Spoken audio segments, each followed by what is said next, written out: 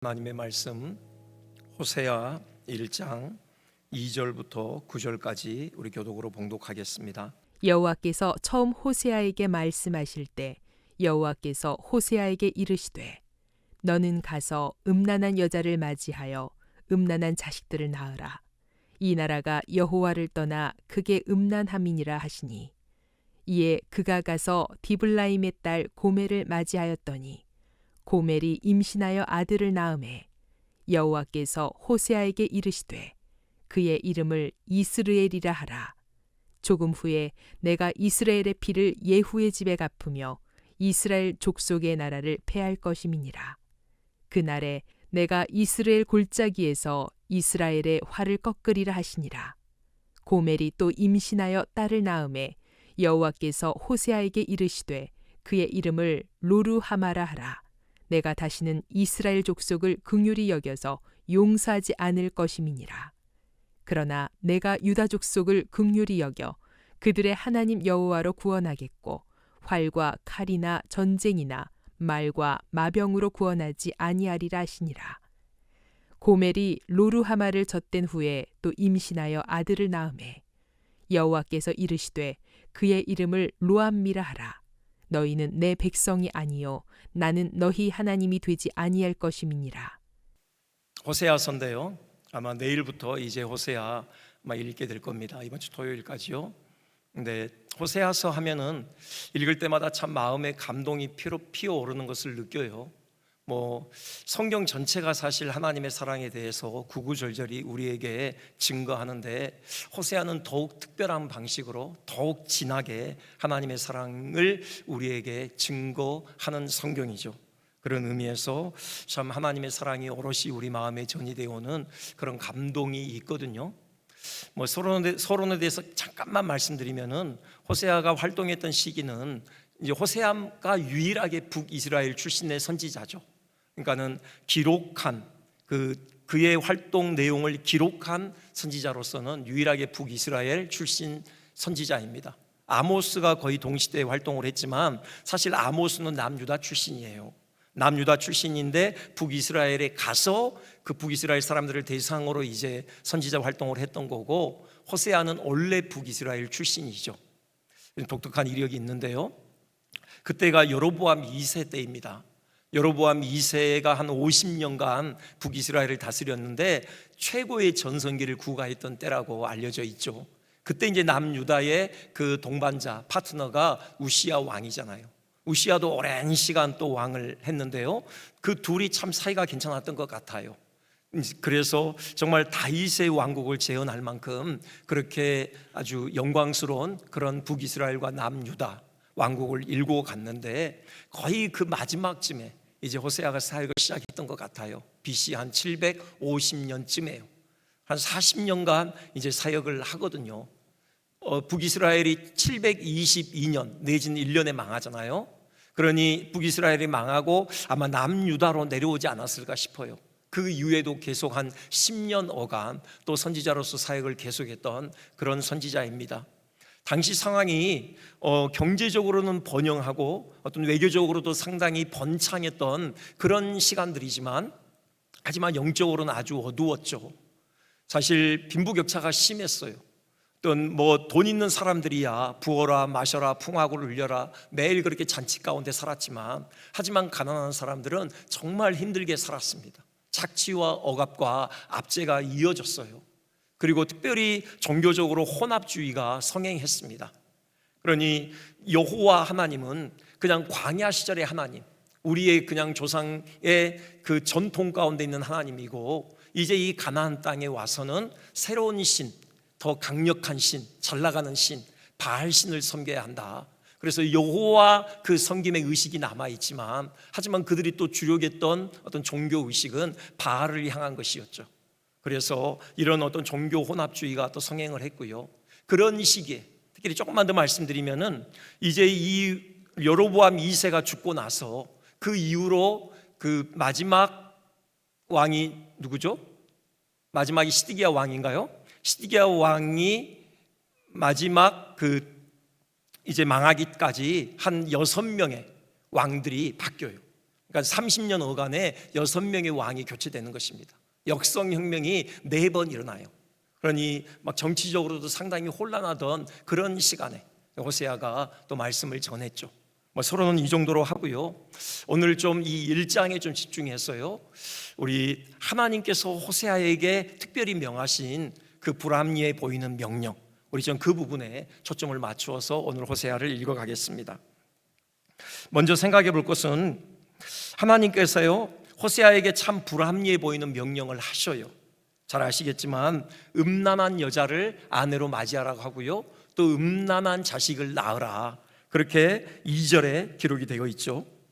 여기 음란하다, 여기에 사용된 이 히브리어 단어가요, 단지 마음이 음탕한 것만을 의미하는 것이 아니라 행동화된 음란을 의미한다고 합니다. 아니, 행동화된 음란이요, 그것이 겉으로 나타나는 거죠. 그리고 이게 단수가 아니라 복수로 돼 있어요. 그러니 단 한 번의 어떤 음란한 행동이 아니라 그냥 반복해서 이 음란한 행동을 지속하는 그런 여인이었던 것이죠. 정말 창기라고 불려도 손색이 없을 만큼 그렇게 음란으로 가득한 그런 여인이었어요. 그 여인을 아내로 취하라는 것이죠. 그리고요, 음란한 자식들을 낳으라고 했는데 사실 그 히브리어 원문을 보면은 낳으라는 단어는 없어요. 그냥 동사는 가서 취하라, 이거 하나뿐입니다. 그러니 너는 가서 음란한 여인을 아내로 취하고 또 음란한 자식들을 취하라, 이렇게 돼 있어요, 원문은요. 그러니 그래서 어떤 학자들은 이 음란한 자식들은 호세아가 고멜과 결혼하기 전에 이미 고멜이 그 음탕한 삶을 통해서 낳은 사생아들이다. 그러니 호세아가 고멜과 결혼하면서 고멜이 데리고 있던 그 사생아들을 자기 자녀로 입양한 것이다, 이렇게 해석하는 학자들도 있습니다. 그게 아니더라도요, 여기 음란한 아이들이라고 했기 때문에 많은 학자들이 호세아와 고멜 사이에서 순수하게 낳은 애들은 아닐 것이다. 이스루엘은 아마 호세아의 자식이 맞을 수 있지만 그 이후에 로루아마나 로암미, 그 딸과 아들은 호세아 자식이 아닐 가능성이 많다. 고멜이 결혼 생활을 하면서도 역시 음란한 생활을 지속했고 또 그런 복잡한 그런 관계를 통해서 사생아를 낳았을 것이다, 이렇게 또 학자들은 해석을 합니다. 자, 이런 명령을 하신 거예요. 음란한 여인을 아내로 취하라고 했고요, 음란한 자식들을 바로 자식으로 취하라, 이런 명령을 하십니다. 하나님의 거룩하신 속성과 정면으로 배치되는 듯 보이죠. 그리고요, 가정을 향한 하나님의 뜻과도 분명하게 배치되는 듯 보여요. 하나님께서는요, 누구보다도 가정의 거룩을 원하시는 분이셔요. 10계명 중 제7계명이 간음하지 말지니라 분명하게 말씀하고 계시고요, 10계명에서도 내 이웃의 집을 탐내지 말라고 하시는데 그 탐내지 말아야 될 이웃의 소유 중에 그 신명기에서는 첫 번째에 내 이웃의 아내를 탐내지 말라, 그렇게 분명하게 선언을 하시거든요. 이는 다 가정의 거룩을 목적으로 한 계명들이죠. 거룩하고 순결한 가정을 세우기를 원하시는 하나님의 마음이 담겨있는 계명들이에요. 그런데 하나님께서 호세아에게 음란한 여인을 아내로 취하라고 하시는 것이에요. 선뜻 납득하기가 어려운 명령이죠. 게다가요, 호세아는 하나님의 말씀을 대언해야 할 선지자이잖아요. 누구보다도 성결해야죠. 모든 면에서 모범이 되어야 할 하나님의 사람이에요. 그 레위기에 보면은 이스라엘의 대제사장에게 주시는 말씀 중에 이런 말씀이 있습니다. 레위기 21장 13절부터 쭉 이어지는데요, 거기 보면은 창녀짓을 하는 더러운 여인을 취하지 말아라 말씀하셔요. 왜요? 그의 자손이 그의 백성 중에서 속되게 하지 않아야 되기 때문에, 거룩한 자손을 얻어야 하기 때문에. 하나님께서 거룩하신 하나님이시고 대제사장은 그 거룩하신 하나님을 가장 선명하게 드러내야 될 존재이기 때문에 창녀와 같은 여인을 아내로 삼아서는 안 된다. 심지어는 과부도 안 되고요, 이혼한 여인도 안 되고요, 오직 처녀만을 아내로 삼아야 된다. 그래서 순결한 자손을 얻어야 된다, 이런 말씀을 하시거든요. 물론 대제사장에게 국한된 말씀이긴 하지만 그 하나님의 사람을 향한 하나님의 의도는 분명한 것이죠. 거룩해야 하는 것이에요. 거룩에 있어서 하나님의 성품을 닮아야 하는 것이죠. 그래야지 그가 전하는 그 하나님의 말씀에 힘이 실릴 것 아닙니까? 그런데 지금 그 선지자로 부름을 받은 호세아에게 음란한 여인을 아내로 취하라고 해요. 그리고 그 사이에서 음란한 자식들을 얻으라는 것이죠. 참 납득하기 쉽지 않은 그런 명령입니다. 그래서 학자들이 많은 고민을 해요. 여기에서 여러 가지 해석이 나옵니다. 그러니까 어떻게든지 이 하나님의 명령의 부당성을 희석시키기 위해서 이런저런 묘안들을 만들어내는데, 이게 호세아가 실제로 고멜과 결혼하지는 않았다, 그게 아니라 단지 그냥 비유이고 상징적인 말씀이다. 그러니 지금 이스라엘이 하나님을 떠나서 온갖 영적인 음행을 저지르는 그 이스라엘의 죄악을 지적하기 위해서 그냥 호세아에게 비유적으로 상징적으로 이런 명령을 하셨을 뿐이지, 실제로 호세아가 음란한 여인과 결혼하지는 않았다. 그 카일이라고 아주 유명한 구약학자가 있거든요. 그는 이런 주석을 쓰고 있습니다. 뭐 그것까지는 아니라고 할지라도요, 당시에 호세아가 고멜과 결혼할 때는 그냥 이런 음란한 여인이 아니었다. 그냥 정절을 지키고 있는 그냥 평범한 여인이었는데, 호세아와 결혼 생활을 지속하는 동안에 그냥 헛된 잘못된 길로 빠지게 된 것이다. 뭐 이런 해석도 있어요. 그리고 그 잘못된 길이라는 것이 육체적인 간음이 아니라 영적인 간음, 곧 바알 숭배에 빠져들었다. 뭐 이렇게 하나님의 명령의 부당성을 희석시키고자 하는 그런 시도들이 계속해서 있습니다. 그런데 쭉 주석을 봐도 결국은 이건 실제적인 것 같아요. 그러니까 호세아가 실제로 음란한 여인인 고멜과 결혼을 했고요, 그 사이에서 음란한 자녀들을 얻었던 것이죠. 그 몇 가지 근거가 있는데, 여기 보면요, 호세아 1장 3절에 호세아가 이 명령 받고요, 가서 디블라임의 딸 고멜을 아내로 맞이했다, 이렇게 되어 있습니다. 그냥 고멜이라고도 하지 않고 디블라임의 딸 고멜이라고 해요. 그만큼 이 고멜이라는 여인이 역사적으로 실존하는 인물이다라는 것을 강조하는 그런 진술인 것이죠. 그러니 고멜이라는 여인, 그 음란하게 알려져 있는 그 여인과 호세아가 결혼한 것이 맞다라는 것이죠. 그리고요, 이제 3장에 가보면은 이 고멜이 역시 가만히 있지 않죠. 그냥 또 다른 남자를 쫓아갑니다. 그러다가 아마 나이가 들었던 것 같고 이제 버림을 받아요. 결국은 종으로 팔려 노예 시장에 이렇게 내놓게 됩니다. 그때 하나님께서 호세아에게 또 명령하셔요. 너 가라, 그 여인 다시 데리고 와라. 그러자 호세아가요, 그냥 또 재산 싸질러 들고 그 돈 가지고 이렇게 그 고멜을 사기 위해서 또 찾아가거든요. 그게 이제 호세아 3장 1절에 보면 나와요. 너는 또 가서 타인의 사랑을 받아 음녀가 된 그 여자를 사랑하라 하시기로. 호세아가 그 말씀에 순종해서요, 2절 보니까요, 내가 은 15개와 보리 한 호멜 반으로 나를 위하여 그를 사고, 이렇게 돼 있죠. 여기 구체적으로 그 치른 값이 기록되어 있어요. 은 15개와 보리 한 호멜 반으로 바로 고멜을 사왔던 것이죠. 다시 아내로 맞이하였던 것입니다. 이걸 보면은 이건 분명하게 역사적으로 실제했던 사실임이 분명한 것이죠. 하나님께서 정말 부당하게 보이는 명령을 하신 것이에요. 하나님의 거룩하신 속성과 좀 어긋나 보이는 그런 불합리한 명령을 하나님께서 분명하게 호세아에게 하셨던 것이죠. 자, 그렇다면은 우리에겐 질문이 따라오죠. 왜 하나님께서 이런 불합리한 명령을 하시는가입니다. 왜 하나님의 거룩하신 성품과 다소 어긋나 보이는 이런 부당하게 보이는 명령을 하시는가? 우리는 그 질문에 대한 답을 찾아가야 하겠죠. 우리가 생각해 볼 수 있는 답은요, 이걸 통해서 하나님께서 우리에게 보여주시고자 하시는 것이 있는데, 바로 이스라엘을 향한, 그리고 우리를 향한 하나님의 사랑이 이런 불합리한 성격을 가지고 있다, 그 사실을 하나님께서 말씀하시는 것입니다. 우리를 향하신 하나님의 성격, 바로 불합리하다라는 것이죠. 말이 안 되는 불합리한 성격을 지니고 있다라는 것입니다.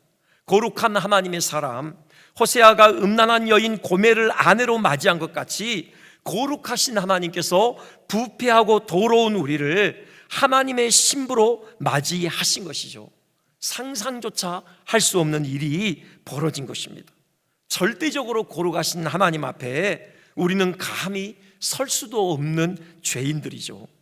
성경에 보면요, 거룩하신 하나님 앞에 우리가 얼마나 초라한 존재들인가 구구절절히 쓰여 있어요. 여러분, 여러 사건들이 있는데 그 사무엘상에 기록되어져 있는 그 언약궤를 뺏겼다가 다시 복원하게 된, 그래서 벳세메스에 그 언약궤가 도착했을 때 여러분, 벳세메스 사람들이 그 호기심을 가지고 언약궤 안을 들여다보잖아요. 아마 언약궤를 덮고 있는 그 시운소라 불리는 그 뚜껑을 열고 그 안을 들여다봤던 것 같아요. 그때 무슨 일이 일어나죠? 바로 그 자리에 있던 70명이 한순간에 죽잖아요.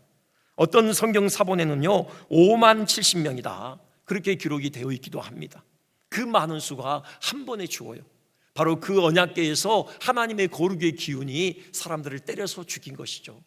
이게 바로 하나님의 거룩이고, 그 거룩 앞에서는 죄인된 우리 인간의 실존이에요. 우리는 그토록 하나님의 거룩하심 앞에서 초라한 존재들이라고요. 도무지 거룩하신 하나님 앞에 마주 설 수 있는 존재들이 아니에요. 그런데 우리를 당당하게 하나님의 신부 삼아주신 것이죠. 여러분, 이건 지극히 불합리한 일이잖아요. 이 불합리한 우리를 향한 하나님의 사랑을 조금이라도 드러내기 위해서 호세아로 하여금 그 음탕한 여인 고멜을 아내로 맞이하라고 하나님 말씀하셨던 것이죠. 우리는요 이미 창세기에서 하나님께서 이렇게 부당한 명령을 하신 것을 우리는 마주하게 돼요. 아브라함에게 하신 명령, 창세기 22장 2절이죠. 네 아들 네 사랑하는 독자 이삭을 데리고 내가 네게 일러준 땅으로 가서 그를 번제로 드리라, 이렇게 말씀하시잖아요. 하나님께서요 콕 집어서 이삭이 아브라함에게 어떤 존재인지를 말씀하셔요. 네 아들, 네 사랑하는 외아들이라고 하셔요. 하나님도 아시는 것이죠. 아브라함에게 있어서 이삭이 어떤 존재인지를요. 생명보다 귀한 존재예요. 자기 생명과 맞바꿀 수도 없는 그렇게 소중한 그런 바로 존재라고요. 아셔요. 왜요? 하나님께서 아브라함에게 그 부성애를 집어넣으셨거든요. 그 아브라함의 이삭을 향한 그 부성애의 원조가 바로 하나님이시잖아요. 누구보다도 하나님께서 아브라함의 이삭을 향한 마음을 아셔요. 그럼에도 불구하고 아브라함에게 명령하셔요. 그 이삭을 번제로 바치라는 것이죠. 그냥 번제 제물로 내놓으라는 정도가 아니라 실제로 아브라함으로 하여금 이삭을 번제로 바치는 일에 집례자가 되게 하시는 것입니다. 이삭의 목을 향하여 칼을 집어넣게 하고 피를 다 쏟게 하고 조각을 내서 불태워서 그 한 줌의 제가 되도록 하나님께 바쳐드리라, 바로 손수이의를 집례하도록 아브라함에게 명령하신 것이죠. 지극히 불합리하죠. 부성애의 원조이신 하나님께서 친히 명령하셨다고는 믿기 어려울 정도로 불합리하고 잔인한 명령입니다. 왜 이런 명령을 하시는 거죠? 이 명령 안에 바로 우리를 향한 그 하나님의 사랑 안에 담긴 부당함이 드러나 있는 것입니다. 하나님께서 우리를 구원하시기 위해서 하신 일이 이렇듯 말도 안 되는 불합리한 일이었던 것이죠. 하나님의 아드님을, 그것도 하나뿐인 사랑하시는 아드님을 우리 대신 희생제물로 내어주신 것이죠. 그 아드님을 목을 베고 피를 쏟아 친히 불태워 제사하신 것입니다. 감히 상상할 수 없는 일을 우리를 위해서 하나님께서 하셔요. 바로 그 부당한 하나님의 사랑, 그 불합리한 하나님의 사랑을 바로 아브라함에게 명령하신 불합리한 명령을 통해서 우리에게 증거하시는 것이죠. 마찬가지입니다. 호세아에게 하신 이 불합리한 명령에는요 우리를 향한 하나님의 불합리한 사랑이 전제되어 있는 것입니다. 또요 이 명령 안에는 우리를 향한 하나님의 애절한 마음이 담겨 있어요. 하나님의 그 포기할 수 없는 사랑에서 비롯되는 애절한 마음이 오롯이 이 명령 안에 새겨져 있는 것이죠. 호세아는요, 고멜과 결혼함으로 인해서 단 하루도 그 마음이 편안할 날이 없었을 것이에요. 보통 신혼 때 깨가 쏟아지잖아요. 우리 이수혁 전사님 어디 계셔요? 그러시죠? 네, 매일매일 깨가 쏟아질 거예요. 그런 달콤한 행복, 호세아의 가정에는 전혀 깃들 날이 없었어요. 부부간의 행복의 기본 전제가 뭐예요? 서로를 향한 진실과 신실함이잖아요. 그런데 음란한 여인 고멜에게서는 그런 신실함을 애초부터 기대할 수가 없었던 것이죠. 오히려 호세아는요, 고멜을 아내로 맞이한 순간부터 그 마음에 진한 아픔이 찾아들었죠.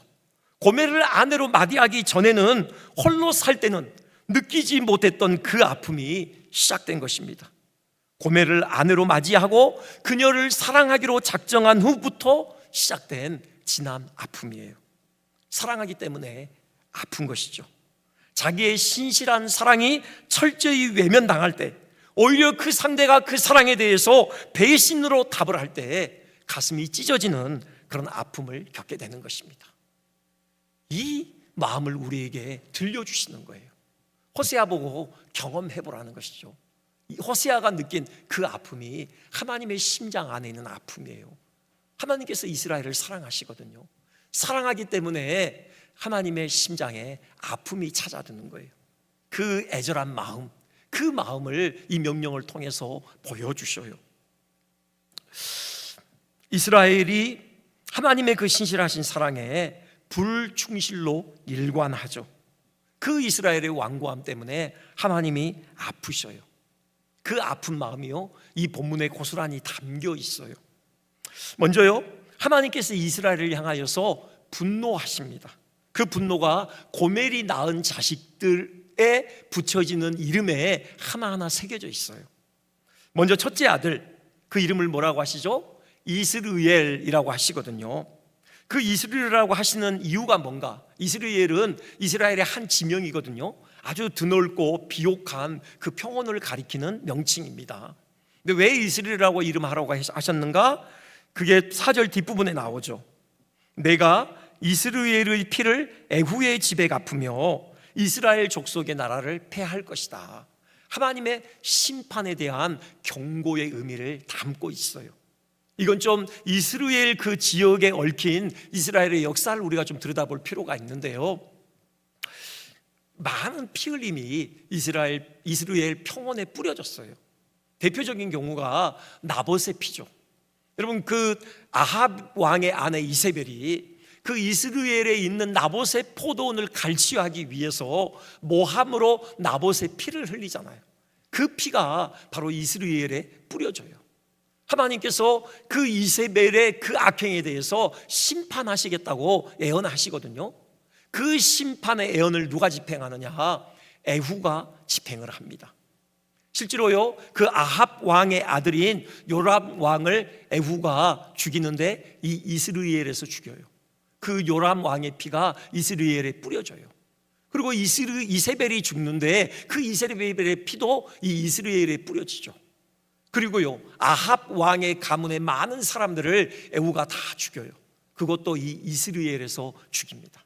그러니 이스라엘 사람들에게 각인된 이미지가 뭐예요? 피 흘림이에요. 포악이에요. 강포예요. 폭력이죠. 하나님의 심판을 상징하는 것입니다. 지금 그 말씀을 하시는 거예요. 호세아와 고멜 사이에서 태어난 첫 아들에게 이스라엘이라는 이름을 주시는 것은 이스라엘의 그 죄악에 대해서 하나님께서 심판하시겠다는 거예요. 그들의 죄악에 대해서 하나님께서 이스라엘의 피를 이스라엘 땅에 흘리게 하실 것이다. 그 하나님의 분노가 담겨있는 이름인 것입니다. 그리고요, 그 이스라엘의 죄악을 향한 하나님의 분노는 둘째 아이의 이름을 통해서 또 드러납니다. 자, 둘째는 딸이 태어나죠. 말씀드렸듯이 호세아의 자식인지 확신할 수가 없어요. 아닐 가능성이 많아요. 그래서 그 이름이 뭐냐? 로루하마예요. 로루하마. 이 루하마는 그 레헴이 자궁이란 뜻이 있거든요. 모성애를 상징하죠. 거기서 왔어요. 루하마 하면은 긍휼, 그 어머니가 아이를 향한 그 애틋한 마음, 그걸 의미하거든요. 근데 로는 부정어예요. 그러니 긍휼이 없다라는 거예요. 그래서 곧 더 이상 하나님께서 이스라엘을 국리를 여기시지 않겠다라는 하나님의 그 의지가 담겨 있어요. 그리고 용서하지 않으시겠다는 하나님의 결연한 의지가 담겨 있어요, 이 이름 안에. 이스라엘은 그러니까요, 호세아를 비롯해서 그 어른이든 아이든 할 것 없이 그 둘째 딸, 그 딸아이의 그 이름을 부르면서 그들은 자기의 영적인 실상을 들여다봐야 했어요. 더 이상 하나님에게 긍휼을 얻을 수 없는, 더 이상 하나님의 사랑의 대상이 아니고 하나님의 용서의 대상이 아닌 그 기회를 영구히 박탈당할 수 있는 그런 위기에 있는 자기들의 영적인 실상을 그들은 들여다봐야 했던 것이죠. 이 말씀 묵상하면서 이 딸, 아예 참 인생이 기구하다라는 그런 생각을 해봤어요. 그녀가 무슨 잘못입니까? 이 딸아이가 그냥 선지자 호세아의 가정에 태어났다라는 그 사실 하나만으로 그는 평생 굴레를 씌워야만 했죠. 로루하마, 사람들이 그냥 그 어른이든 아이든 할 것 없이 그를 부를 때마다 사랑받지 못하는 아이, 긍휼을 받지 못하는 자, 그렇게 부르잖아요. 여러분, 한 사람이 건강하게 성장하는 데 있어서 전적으로 필요한 것이 사랑이잖아요. 근데 이 아이는 태어나서부터 사랑받지 못하는 아이로 낙인이 찍혔어요. 그렇게 불리웠거든요. 참 이 아이의 마음이 얼마나 속상했을까, 얼마나 그늘이 지워져 있었을까라는 그런 생각이 드는데요, 우리가 하나님의 뜻을 세상에 증거하고 하나님의 역사를 이루어가는 데 있어서는 어떤 이런 운명도 기꺼이 감당할 수 있겠나, 한번 그런 의문을 한번 스스로에게 던져봤습니다. 여러분 어떠십니까? 여러분, 그런 삶을 통해서 세상에 하나님의 뜻을 증거하라고 하면은 여러분 기꺼이 그 생을 감당하시겠습니까? 아무튼 이 아이는 그랬습니다. 그리고 이제 마지막 이제 셋째 아이가 태어나거든요. 아들이에요. 그 아이에게도 하나님께서 이름을 붙이십니다. 로암미라고 하죠. 암미, 나의 백성이라는 뜻이에요. 로는 부정사니까 나의 백성이 아니라는 거죠. 이스라엘, 너희는 더 이상 내 백성이 아니라는 것입니다. 나는 더 이상 너희의 하나님이 아니다. 그러니까 관계를 단절하시는 거예요. 언약을 무효화시키시는 그 하나님의 의지가 담겨 있는 거죠. 그러니 이스라엘의 죄악에 대한 그 하나님의 분노가 가장 극도로 표출된 것이에요. 아예 관계를 끊어버리시겠다라는 거예요. 더 이상 너희는 내 자식이 아니다. 더 이상 너희는 내 백성이 아니다. 나는 더 이상 너희의 하나님이 아니다. 이렇게까지 하나님께서 선언을 하시는 것이죠. 이것이요, 이스라엘이 망하는 궁극적인 이유입니다. 우리가 가장 두려워할 일이요, 바로 이것이에요. 이스라엘이 다른 것 때문에 망하지 않아요. 하나님께서 더 이상 이스라엘을 하나님의 백성으로 생각하지 않기 때문에 망하죠. 더 이상 하나님께서 이스라엘의 하나님으로 스스로를 여기시지 않기 때문에 망하는 것입니다. 여러분, 우리가 가장 두려워해야 되는 것은 하나님과의 관계의 단절이에요. 여러분, 그것이 우리 인생을 가장 비참하게 만들어요. 우리는 늘 하나님과 그 관계를 이어가야 해요. 하나님께서 우리의 하나님 되어야 해요. 우리는 하나님의 백성으로 늘 남아있어야 하는 것입니다. 그것이야말로 우리 인생을 가장 궁극적으로 성공에 이르게 하는 유일한 비결인 것이죠. 감사한 것은 뭐냐? 하나님께서 이렇게 말씀하시지만요, 하나님께서 이스라엘을 결국은 포기 못하신다는 사실이에요. 하나님께서 우리를 결코 포기하실 수 없으셔요. 여기 10절 보셔요. 메시지의 기조가 바뀌어요. 방금까지 하나님의 분노를 표출하셨죠? 근데 그 기조가 바뀌어서요, 회복을 선포하셔요. 너희는 살아계신 하나님의 아들들이라, 이렇게 말씀하셔요. 지금까지 너희는 내 백성이 아니다. 나는 너희를 긍휼히 여기지 않고 용서하지 않을 것이고 그냥 너희 땅에 너희들의 피로 번복이 되게 할 것이다. 하나님 막 이렇게 선언하셨잖아요. 그런데 너희는 나의 아들들이야. 다시 하나님이 메시지의 기조를 바꾸셔요.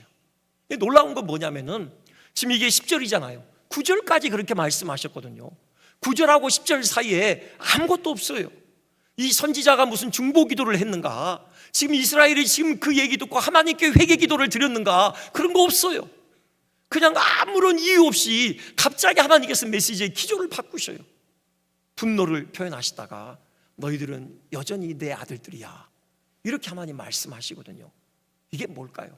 뭘 의미하는 걸까요? 하나님의 이스라엘을 향한 그 복잡한 마음이 담겨 있는 것이죠. 하나님은 화가 나시죠. 그렇게 완고하고도 무지한 배신에 하나님께서 분을 내셔요. 그래서 그들과의 관계를 끝장내시겠다고 선언하시죠. 하지만 그 분노가 끝까지 가는 것이 아니라는 거예요. 이내 이스라엘을 향한 긍휼로 바뀌는 것입니다. 왜요? 하나님께서 이스라엘을 포기하실 수가 없으시거든요. 여러분, 부모들이 그렇잖아요. 자식들이 치질이도 말을 듣지 않고 속을 썩일 때, 야, 난 더 이상 너를 내 아들, 내 딸로 생각하지 않으련다. 나 아들, 딸 없다고 생각하련다. 우리 이렇게 얘기할 때가 혹시라도 있지 않나요? 하지 말아야 되는데요. 이런 엄포를 놓을 때가 있어요. 그런데 그렇게 얘기했더라도 진심이 아니잖아요. 끝까지 그렇게 밀어붙일 수 없잖아요. 정말 자식을 포기할 수 있습니까? 그럴 수 없잖아요. 자식은 부모를 포기할 수 있을지 모르지만요, 부모는 그게 안 되는 것이죠. 하나님의 마음이 그와 같다는 것입니다. 하나님께서 이스라엘을 포기하실 수 없으시다라는 거예요. 그게 호세아 11장 8절에서 분명하게 선언하셔요. 에브라임이요, 내가 어찌 너를 놓겠느냐? 이스라엘아, 내가 어찌 너를 버리겠느냐? 하나님 그렇게 말씀하신다고요. 그러면서 내 마음이 내 속에서 돌이키어 나의 긍휼이 온전히 불붙듯 하도다. 막 분노를 쏟아내시지만 결국은 그 이스라엘을 긍휼히 여겨요. 그 이스라엘을 향한 긍휼의 마음이 하나님의 마음을 가득 채운다고요. 불붙듯 하다고요. 이게 하나님의 마음이에요. 그렇게까지 말씀하시죠. 인간 부모는 자기 자식을 잊어버리는 일이 있더라도 하나님은 결코 그럴 수 없다. 하나님의 고백이에요. 이 하나님의 마음이요, 호세아로 하여금 음탕한 여인 고멜을 아내로 맞이하라는 명령에 고스란히 담겨 있는 것입니다. 다시 말씀드리지만요, 사랑하면 아파요. 내 사랑을 외면하고 나아가 배신으로 답하는 상대를 보면서 창자가 뒤틀리는 아픔을 느끼는 것입니다. 호세아로 하여금 이 하나님의 아픈 사랑을 깨닫게 하시는 것이에요. 호세아가 선지자로서 증거해야 될 메시지가 바로 이 하나님의 마음이거든요. 하나님의 불합리한 사랑이요, 그 불합리한 사랑에서 비롯되는 진한 아픔이었거든요. 그렇게 호세아는 먼저 그 하나님의 마음을 깨달아야 될 필요가 있었던 것이죠. 그 마음으로 하나님의 마음을 품을 필요가 있었던 것입니다. 우리도요, 이 하나님의 마음을 헤아렸으면 좋겠어요. 사랑하는 아드님을 십자가에 못 박으시고 그 피로 우리를 씻으셔서 하나님의 신부 삼으시기 원하시는 하나님의 그 불합리한 사랑을 우리 온 인격으로 깨달았으면 좋겠습니다. 그렇게 엄청난 희생을 통해 우리를 사랑하심에도 그 사랑을 외면하고 세상에 허탄한 것에 늘 우리 마음을 빼앗기는 무지하고 완고한 우리를 보시면서 아파하시는 하나님의 그 마음을 헤아렸으면 좋겠어요.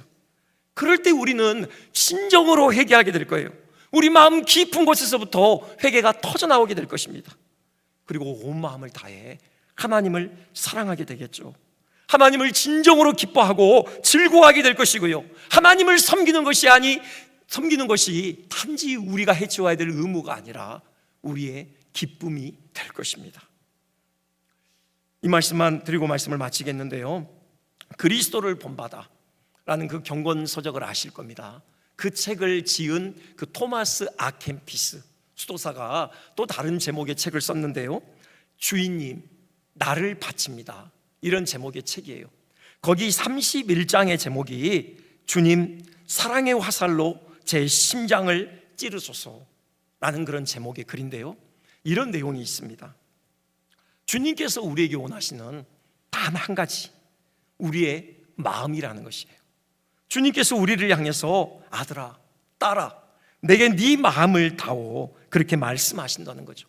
그 밖에 다른 것은 원하지 않으신다라는 것입니다.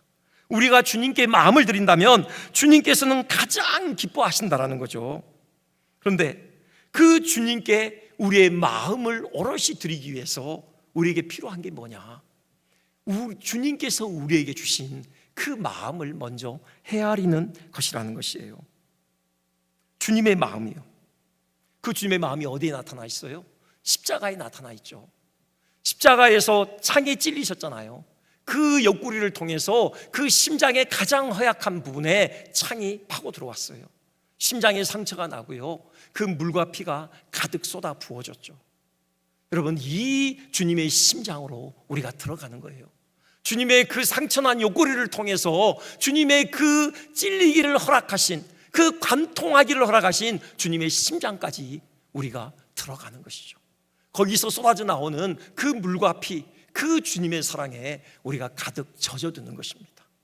여러분, 그럴 때 우리는 주님께 우리의 마음을 오롯이 드릴 수 있어요.